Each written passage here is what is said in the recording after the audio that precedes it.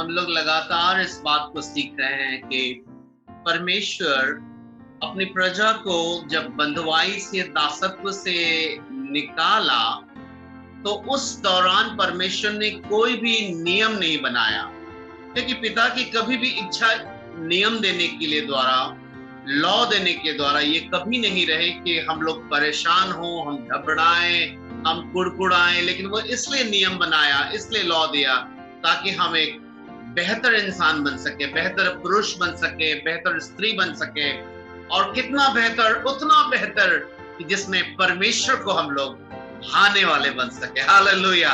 तो ये परमेश्वर की व्यवस्था हमारे लिए बहुत ही आशीष का कारण हमेशा रही है, और इस बात को हम लोग हमेशा ध्यान रखें, हमेशा थैंकफुल बने रहें। हम लोगों के साथ अक्सर क्या होता है, जब हम नहीं जानते हैं इस बात को, तो हम लोग परमेश्वर की व्यवस्था के द्वारा जब हमें पता चलता है कि हमसे गलती हुई है, तो हम अक्सर अपने अंदर में दोष भावनाओं को लेने लगते हैं, बजाय इसके कि थैंकफुल हो कि प्रभु आपने तो मुझे दिखाया कि कैसे हम गलत हैं इस जगह पर। हम बजाय इसके कि थैंकफुल होने के, हम अपने अंदर में कुड़कुड़ाना शुरू कर देते हैं। उदाहरण स्वरूप अक्सर हम देखते हैं कि गवाहियों में भी हम लोग किस प्रकार से कई बार देते हैं कि हम अच्छा नहीं चल पा रहे हैं, अभी भी बहुत कमी दिख रहा है, हम लोग अभी भी कोशिश कर रहे हैं। हाँ, जरूर आप कोशिश कर रहे हैं, लेकिन कभी कभी थोड़ा सा ऐसे भी बताइए कि परमेश्वर को हम धन्यवाद करते हैं कि पता ही नहीं चल रहा था कि गड़बड़ कहाँ है, लेकिन जब प्रभु के वचन को सीखते हैं तो अब पता चलने लगा है। हालेलुया। हम लोग कभी कभी परमेश्वर के व्यवस्था के प्रति हमारा आचरण कुड़कुड़ाहट वाला ज्यादा होता है और थैंकफुलनेस वाला बहुत कम होता है। जरा जांचिएगा। क्या सच में हम इस प्रकार के जिंदगी के द्वारा हम परमेश्वर को महिमा देते हैं या शैतान की सहमति मिटाते हैं? क्योंकि बाइबल बताती है कि शैतान का स्वभाव क्या है, दोष देने वाला है। तो जब हम दोष को स्वीकार करते हैं व्यवस्था के कारण, तो क्या वो परमेश्वर को महिमा मिलती है या शैतान को आनंद मिलता है? हमेशा ध्यान रखिए कि व्यवस्था भली है ना। यहाँ तक कि पौलुस बाइबल में गलती की पुस्तक में बताते हैं कि व्यवस्था तो मसीह तक पहुंचने के लिए हमारे लिए शिक्षक बने हैं। हालेलुया। ये शिक्षक कभी भी बुरा थोड़ा होता है बच्चे के लिए, बच्चे को अच्छी मार्ग में तो लेके जाता है शिक्षक। व्यवस्था भली है, इससे कभी भी मत घबराएं और हमेशा परमेश्वर को धन्यवाद करें अगर गलतियों का पता चलता है, और तुरंत सुधार करें, है ना। और आज जैसे कि लगातार हम लोगों ने परमेश्वर की दो व्यवस्था सीखा, जिसमें पहला था कि तू मुझे छोड़ किसी दूसरे को ईश्वर करके ना मानना, और दूसरा तू अपने लिए कोई मूर्त ना बनाना। और आज हम लोग सीखेंगे, ये बहुत ही महत्वपूर्ण है, इसके बारे में मैं आपको बताऊंगा। जल्दी से हम लोग निकालें कि निर्गमन की पुस्तक उसका 20वां अध्याय, उसका 7वां वचन, पुराना नियम से निर्गमन की पुस्तक उसका 20 अध्याय, उसका 7वां वचन।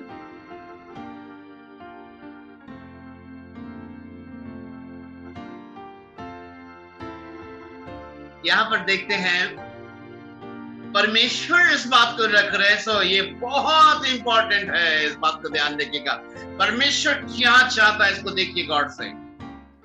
तू अपने परमेश्वर का नाम व्यर्थ ना लेना, क्योंकि जो यहोवा का नाम व्यर्थ ले वह उसको निर्दोष ना ठहराएगा।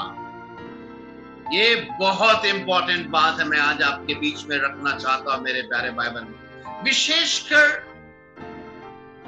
हम लोग जब अन्य जातियों से आए, या फिर अन्य जाति जैसा जब हमारा जीवन था, मुझे नाम लेने की आवश्यकता नहीं है, लेकिन आप समझ सकते हैं कि अन्य जातियों में बड़ा ही कॉमन ये स्वभाव होता है, अपने ईश्वरों का नाम को जपते हैं, बार बार बोलते हैं, बार बार नाम लेते हैं, है ना। बहुत नाम बार बार लेते हैं, चाहे वो जिस भी धर्म में जाइए। और यहां पर जस्ट रिवर्स हम देखते हैं कि परमेश्वर कहता है कि तू मेरा नाम व्यर्थ में मत लेना।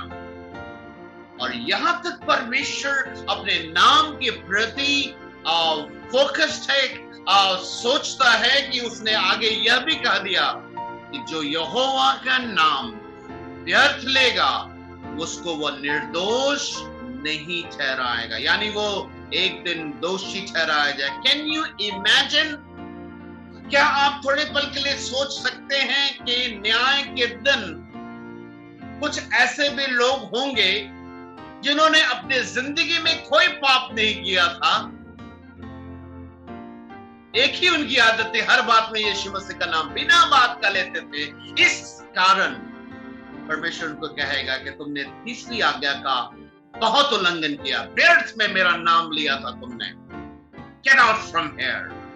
Can you imagine? क्या आप थोड़ी देर के लिए सोचेंगे? क्योंकि यहाँ पर स्पष्ट लिखा है कि वो निर्दोष नहीं ठहराया जाएगा। अब मैं आपको बताना चाहता हूं, अगर तीन हम स्ट्रीम्स देखें कि मुख्य रूप से तीन धाराएं हैं जिसमें हम व्यर्थ नाम लेना पसंद करते हैं या मनुष्य जाति व्यर्थ नाम लेती है। एक तो एंगल ये हो गया कि कोई अगर यीशु मसीह के नाम को जानने के बाद विरोध के मूड में है, निंदा के मूड में है, तो वो भी यीशु मसीह का नाम गलत गलत बोलेगा, श्राप देगा, है ना। तो एक तो ये हो गया। तो हो सकता है इस जगह आप अपने आप को क्षमा कर सकते हैं, आप बोल सकते हैं हाँ हम तो निंदा नहीं करते, कभी यीशु मसीह का निंदा नहीं करते, ये तो विरोधी लोग करते हैं। तो दैट्स गुड, आप बच गए, पहला पॉइंट से बच गए। सेकंड पॉइंट, सतही तौर से मूर्खतापूर्ण तरीके से परमेश्वर का नाम लेना। ओ जीसस, आज थोड़ा सा के लिए मेरा काम हो गया। देखिए देखिए ऐसे करके बोल दिया मजाक में, ओ जीसस, बिना बात के ओ थैंक यू जीसस। मतलब मैं ऐसे बहुत सारे परमेश्वर के दास को जानता हूं, मैंने देखा बिना बात के लिए बैठेगा मेरे कमरे में, एक समय में ऐसे करता रहेगा जीसस जीसस जीसस जीसस, जैसे दिखाएगा दुनिया को कि बहुत ही धर्मी, और बोलता रहेगा। सो मेरे प्यारे भाई बहन, इस प्रकार का नेचर बहुत गलत है। परमेश्वर नहीं चाहता कि आप व्यर्थ उसका नाम लें। मजाक में कभी कभी हम परमेश्वर का नाम लेते हैं। तो पहला, निंदा के रूप में परमेश्वर का नाम लिए तो गलत है, आप नहीं करते, कोई दूसरा करता है, वो दोषी ठहराया जाएगा। दूसरा, सीरियस नहीं लेते, जब तब नाम ले लेते हैं, ये भी दोषी नहीं ठहराया जाएगा। और तीसरा, हिपोक्रेसी, ये मसीहों में सबसे कॉमन है। पाखंड, खुद नहीं चल रहे लेकिन दूसरों को बोलेंगे तुमको परमेश्वर से डर नहीं लगता। देखिए ऐसा बोल रहा जैसे खुद बहुत डरता है प्रभु से। देखिए नाम ले रहा प्रभु का, प्रभु से डरो, जबकि खुद नहीं डर रहा है। दूसरों को शिक्षा दे रहा है लेकिन खुद भी नहीं डर रहा। ये हिपोक्रेसी, ये पाखंड है, और परमेश्वर का नाम लेता है बार बार। मेरे प्यारे भाई बहन, ये 3 मेन स्ट्रीम्स है, हम सभी को बचने की आवश्यकता है। क्योंकि बाइबल में ये 3rd लॉ परमेश्वर ने दिया, और परमेश्वर के वचन से आपको मैं बहुत सारी बातें बता सकता हूं, लेकिन मैं कोशिश कर रहा हूं कि शॉर्ट में हम लोग समझ सके कि परमेश्वर अपने नाम के प्रति भी बहुत सीरियस है। इसलिए पहला, निंदा के रूप में भी नाम लेंगे। दूसरा, मजाक में ईश्वर का नाम ना ले, कभी नहीं। और ना ही हिपोक्रेसी के रूप में परमेश्वर का नाम, अर्थात पाखंड के रूप में। हमने बीते दिनों में ऐसे भी बहुत सारे लोगों को देखा, जैसे आप उनसे बात कीजिए और अगर उसको लगेगा कि अपनी बात को एक्सप्लेन नहीं कर पा रहा है, तो पता है उस वो बजाय इसके ये कहे कि ठीक है आपको मुझ पे विश्वास नहीं है तो कोई बात नहीं, वो ये भी कह सकता है, लेकिन पता कैसे बोलेगा? हिपोक्रेट कैसे बोलेगा? परमेश्वर जानता है मैं सही हूं कि गलत। देखिए ऐसे करके हिपोक्रेट बोलता है। मैंने बहुत सारे मसीह हिपोक्रेट देखे, वो अपने आप को सही करने के लिए, वो बजाय इसके ये बोलने के लिए कि देखिए भैया मैं गलत नहीं किया हूं, मैं गलत नहीं हूं, वो ऐसे करके बोलेगा प्रभु जानता है प्रभु न्याय करेगा। देखिए ये हिपोक्रेट है वो। तुम ये बात क्यों बोलते हो प्रभु न्याय करेगा? वो सामने वाला भी जानता, तुम भी जानते, तुम ये बात क्यों बोलते हो अपने आप को करेक्ट करने के लिए? प्रभु न्याय करेगा। मेरे प्यारे भाई बहन, मैं बहुत ही सीरियस बात को आपके बीच में आज सीख रहा हूं। मैं अपने जीवन के लिए भी, आपके लिए भी। प्लीज, हम लोग अक्सर ये गलती करते हैं, हमसे भी होती है ये गलती, लेकिन मैं चाहता हूं कि हम लोग ये 3 स्ट्रीम में ना फंसे, क्योंकि परमेश्वर के नाम के पीछे हम लोगों ने अगर वचन से देखें तो आप जल्दी से मेरे साथ मत्ती उसका 6 अध्याय उसका 9 वचन निकालें। मत्ती 6 अध्याय उसका 9 वचन निकालें।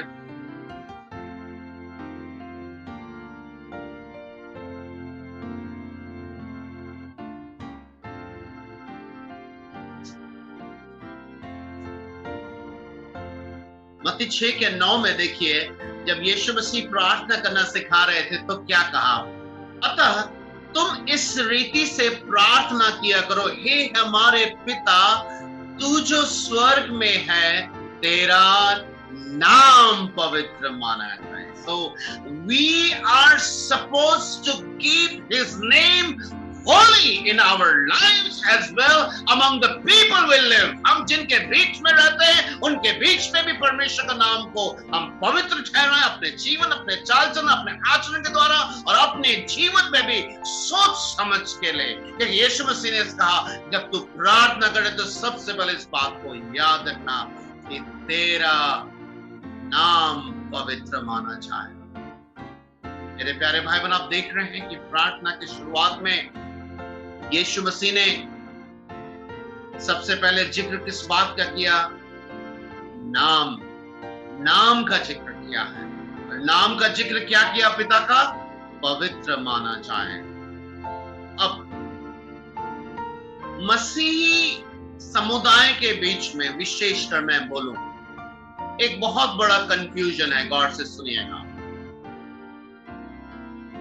मैं भी जब ठीक से नहीं जानता था बाइबल, मैं भी ऐसा ही सोचता था। हो सकता है ये आपके जीवन की भी कहानी हो। परमेश्वर का नाम व्यर्थ ना लेना का बैकग्राउंड, या फिर कहें इस वचन को इसलिए लिखा गया, ऐसा समझता था मैं पहले, जैसे अगर शपथ खाना हो, हमें यीशु मसीह का नाम नहीं लेना है बस। और अगर मुझे लगे कि मैं शपथ में यीशु मसीह का नाम नहीं लेता हूं, तो इसका मतलब मैं अपने आप को आसानी से माफ कर देता था कि मैं परमेश्वर का नाम व्यर्थ नहीं लेता। मैं ऐसा सोचा करता था पहले, क्योंकि ये बड़ा ही कॉमन है अन्य जातियों में कि किसी भी नाम का शपथ लेने की। आप जानते हैं इवन जो कोर्ट में भी जो है ईश्वर का पुस्तक के नाम का शपथ, ये उधर बहुत कॉमन है। आप समझ सकते हैं मैं क्या कहना चाहता हूं। मेरे दिमाग में भी ऐसे ही पहले आता था कि ईश्वर का नाम व्यर्थ ना लेने का अर्थ है शपथ नहीं लेना यीशु मसीह का नाम, बस। और मैं नहीं सोचता था कुछ है। और कहीं ना कहीं इसके पीछे अगर बैकग्राउंड की बात करें तो पुराना नियम में ऐसा था। वास्तव में मैं आपको बताता हूं, पुराना नियम में ऐसा था। और हो सकता है शायद किसी पास्टर ने, किसी लीडर्स ने ऐसा कर दिया, हो सकता वही चीज मेरे मन में बैठा हुआ होगा, शायद, मैं नहीं जानता।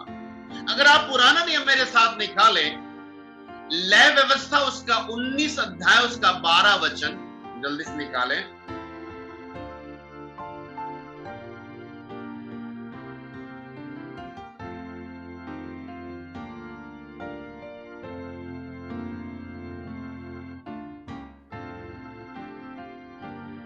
लय व्यवस्था 19 अध्याय उसका 12वां वचन। यहां पर देखिए कैसा लिखा है, उन दिनों की बात है। ऐसा लिखा, तुम मेरे नाम की झूठी शपथ खाके, यानी अगर ये परमेश्वर का नाम लेकर अगर आप सच्ची शपथ खाते हो तो आप परमेश्वर का नाम उन दिनों व्यर्थ नहीं ठहराते थे। उन दिनों की बात थी। लेकिन परमेश्वर का नाम लेकर अगर शपथ झूठी खाते हो तो क्या लिखा है? परमेश्वर का नाम अपवित्र ठहराते हो।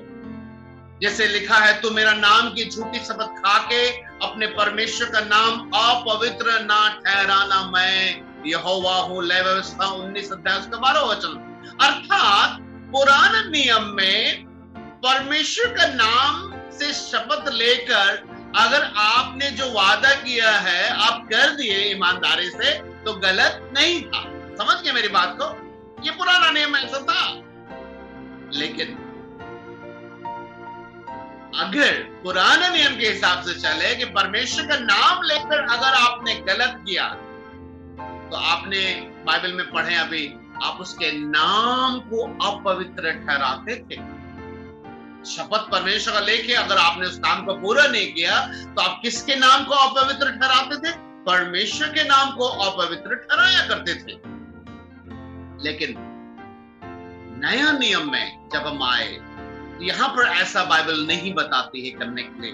अगर आप मत्ती उसका 5 अध्याय उसका 33 से लेकर 37 तक पढ़े, 32 to 37, मत्ती 5 अध्याय उसका 33 से लेकर 37 तक।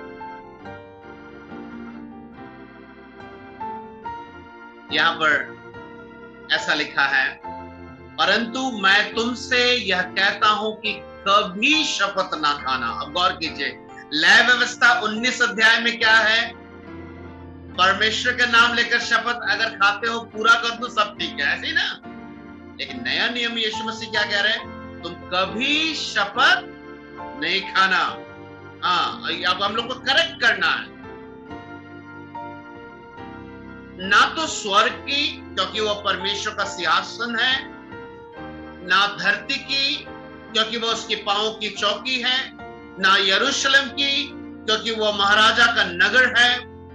अपने सिर की भी शपथ ना खाना, क्योंकि तू एक बाल को भी उजला न काला कर सकता है। परंतु ध्यान दीजिएगा, तुम्हारी बातें हाँ की हाँ या नहीं की नहीं हो, क्योंकि जो कुछ इससे अधिक होता है वो बुराई से होता है। हालेलुया, परमेश्वर की स्तुति। सो एक सच्चे मसीह को अपने बात की सत्यता के पीछे शपथ को या फिर परमेश्वर के नाम को घुसाने की जरूरत नहीं है। आपको हाँ की हाँ या ना की ना बोलना है, क्योंकि बाइबल अब बता रहे इससे ज्यादा जो करता है वो परमेश्वर की ओर से नहीं है, और इसमें क्या होता है? बुराई ही होता है। सो बाइबल क्या बताती है नाम के विषय में? जो पहले पुराना नियम है, अब हम शपथ ना लें, हम हाँ की हाँ ना की ना स्पष्ट बात करें। सो अब एक प्रश्न उठता है, एक बार फिर से हम वापस आए, तो नए नियम के हिसाब से परमेश्वर के नाम को व्यर्थ लेने वाला फिर है कौन? जब शपथ का तो बात ही खत्म हो गया, तो हम किस प्रकार से परमेश्वर के नाम को व्यर्थ ठहराते हैं? आप लोग सुन रहे हैं गौर से मेरी बातों को? ये वचन बहुत ज्यादा इंपॉर्टेंट है, क्योंकि जिस कॉन्टेक्स्ट में एक्चुअली है, ऐसा बहुत कम जगह शिक्षाएं मिलती हैं। इसलिए आप गौर से सुनिए मैं क्या बता रहा हूं। परमेश्वर का नाम व्यर्थ ना लेना, सो आज के परिदृश्य में, आज की परिस्थिति में एक मसीही के रूप में हमारे जीवन में किस प्रकार से लागू होती है कि परमेश्वर का नाम हम व्यर्थ ना लें, इसको समझने की कोशिश कीजिएगा।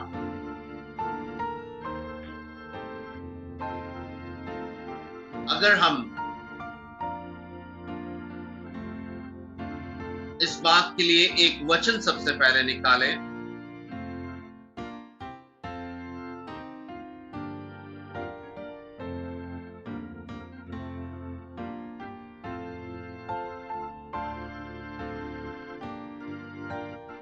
लूका उसका 6 अध्याय उसका 46, लूका 6:46।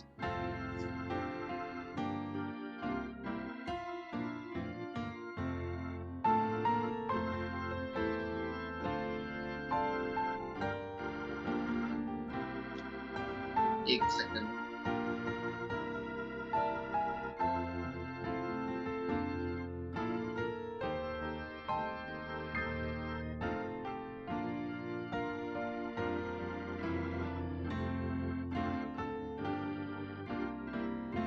लूका उसका 6:46 में यहाँ पर देखते हैं, यहाँ पर क्या प्रभु कहते हैं, गौर से देखेंगे कि जब तुम मेरा कहना नहीं मानते तो क्यों मुझे हे प्रभु कहते हो। ध्यान रखिएगा, प्रभु जो है शब्द का जो इस्तेमाल करना एक प्रकार से नाम इस्तेमाल करने के बराबर ही माना गया है। ध्यान रखिएगा, जब तुम मेरा कहना नहीं मानते हो तो मुझको हे प्रभु क्यों कहते हो। ध्यान रखिएगा, ठीक है। अब मेरे साथ एक दूसरा वचन निकालिए जल्दी से, फिलिप्पियोस का 2 अध्याय उसका 9 से लेकर 11 तक। फिलिप्पियोस का 2 अध्याय उसका 9 से लेकर 11 तक।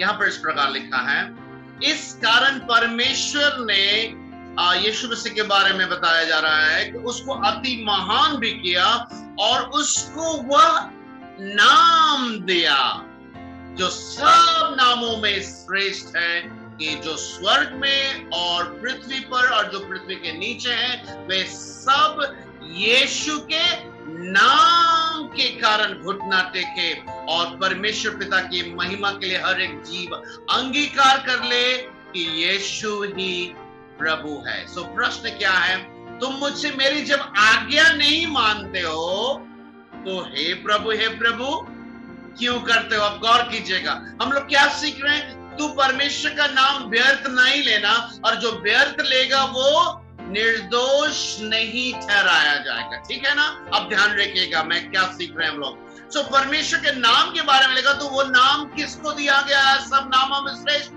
यीशु नाम दिया गया है। अब यीशु नाम का परिचय क्या दिया गया है, जो यीशु नाम लेते हैं उनको क्या करना, उनकी पहचान है, उनको घुटना टेकना होगा। घुटना टेकने का मतलब क्या होता है, आप बताइए। घुटना टेकने का अर्थ जो है, अपने घुटनों में थोड़ा दर्द देना नहीं है। घुटना टेकने का अर्थ सबमिशन से है, अधीनता से है, समर्पण से है। सो जस्ट इमेजिन कीजिए, एक मसीह कहता है यीशु मेरा प्रभु है, वचन बोलता है कि यीशु ही प्रभु है, बाइबल बताते हैं उसी के नाम से हर एक घुटना टिके, और लेकिन वो घुटना के विषय ये है कि हमारा हृदय उसके सामने अधीनता में रहे, विशेषकर आज्ञाकारिता से संबंधित सारी बातों में उसका घुटना अर्थात उसका हृदय टिक जाए उसका, तभी तो उसका नाम व्यर्थ नहीं ठहराया जाएगा। सो इन अदर वर्ड्स, दूसरे शब्दों में कहें कि परमेश्वर का नाम आज के परिदृश्य में हम व्यर्थ लेते हैं, ये कैसे साबित होगा? वो ऐसे साबित होगा कि जो लोग मसीह का नाम लेते कि यीशु ही मेरा प्रभु है, वो उसके नाम से प्रार्थना करते हैं, वो समाज के बीच में अपनी पहचान बना दी कि मैं मसीह हूं, लेकिन जानबूझकर लगातार आज्ञाओं को नहीं मानते हैं और उनका नाम को इस प्रकार वो व्यर्थ ठहराते हैं। आप समझ रहे हैं, ये तीसरा आज्ञा की पहचान यही है। तीसरा आज्ञाकार कि हम मसीह का नाम लेते हैं, और वो मसीह कौन है? वो यीशु मसीह है। और यीशु मसीह के बारे में क्या बताया गया कि हर एक घुटना टिकेगा और कहेगा कि यीशु ही प्रभु है। और जब हम उसका नाम लेते हैं और हम अपने आचरण से, अपने बोली से, अपने व्यवहार से, अपने दिनचर्या से, अपने रहन सहन से, अपने पहनावे से, अपने पसंद की बातों से हम एकदम नहीं दिखाते कि हम मसीही हैं। हम नहीं दिखाते कि हम वो हैं जो यीशु के सामने टिकते हैं, हम ऐसा नहीं दिखाते हैं।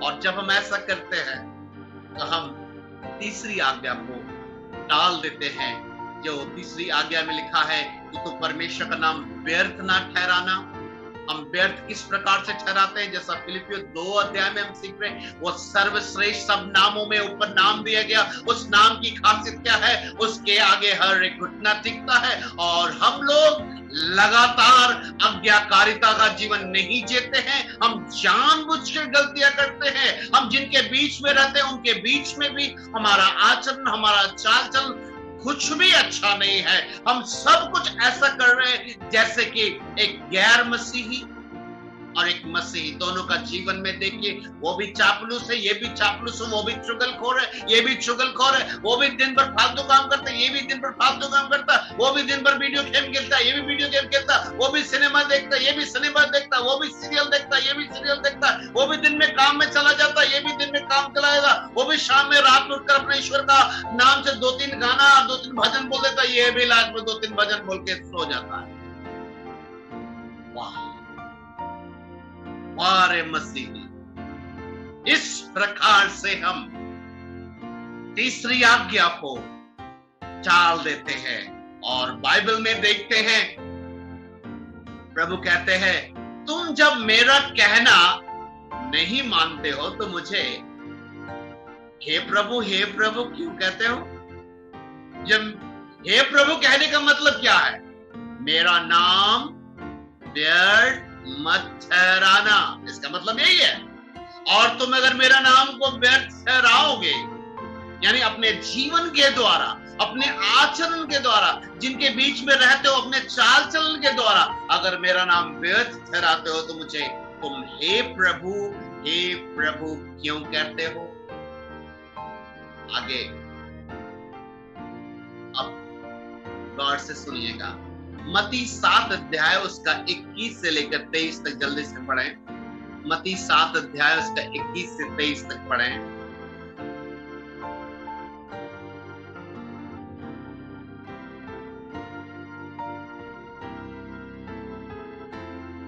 यहां पर ऐसा लिखा है, आप ठीक से देखिएगा, आप समझने की कोशिश कीजिएगा।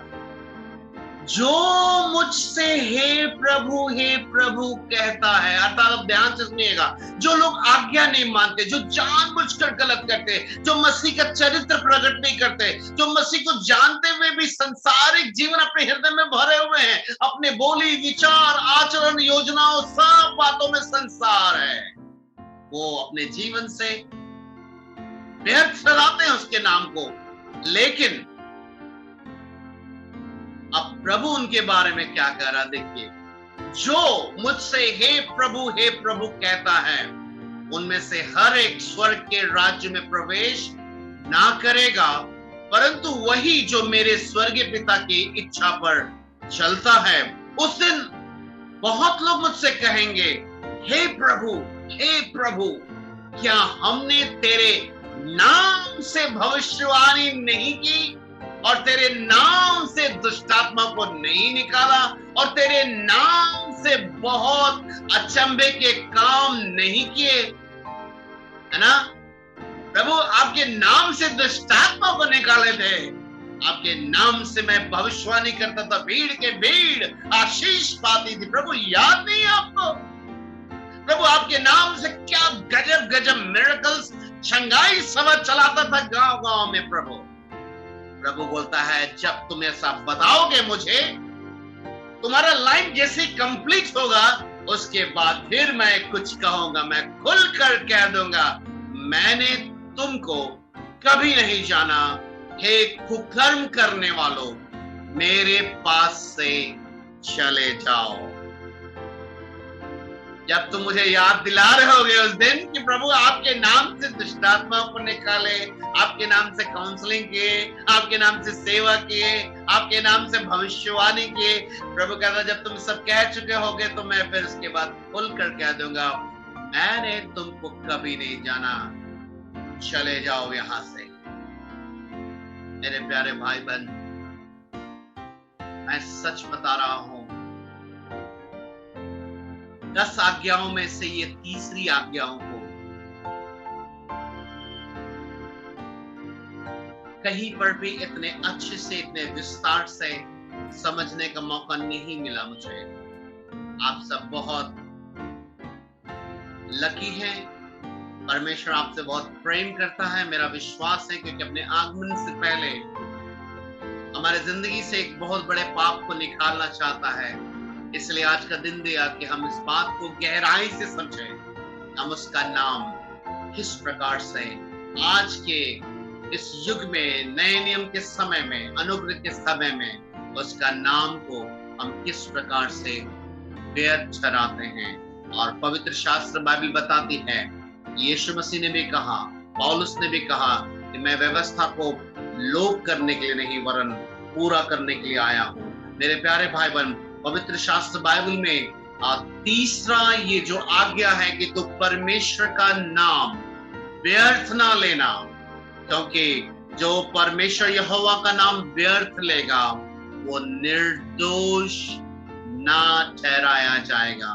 मेरे प्यारे भाई बहन, एक बात को फिर से हमेशा याद रखिएगा कि आज से हम लोग इस बात को अच्छी तरह से ध्यान रखें कि किस प्रकार से हम परमेश्वर का नाम व्यर्थ ठहराते हैं। ये विषय शपथ खाने से जुड़ा हुआ नहीं है, ये वास्तविकता में हमारे आचरण, हमारे जीवन, हमारे चाल चलन के द्वारा हम यीशु मसीह को जो प्रभु शब्द करके बोले हैं, एक बार भी अपने लोगों के बीच में, परिवार के सदस्य के बीच में, समाज के बीच में दिखाए हैं कि हमको यीशु को प्रभु मानते हैं, और उसके प्रभुत्व को अपने आचरण से नहीं दिखाए हैं, तो यीशु का नाम हमने व्यर्थ कर दिया है।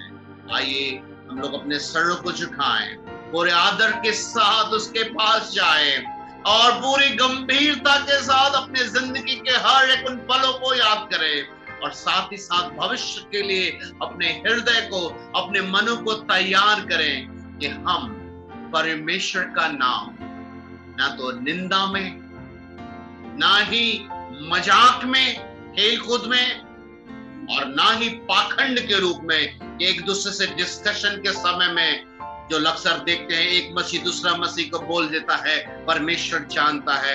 इस प्रकार के अब हम पाखंड भी ना करें।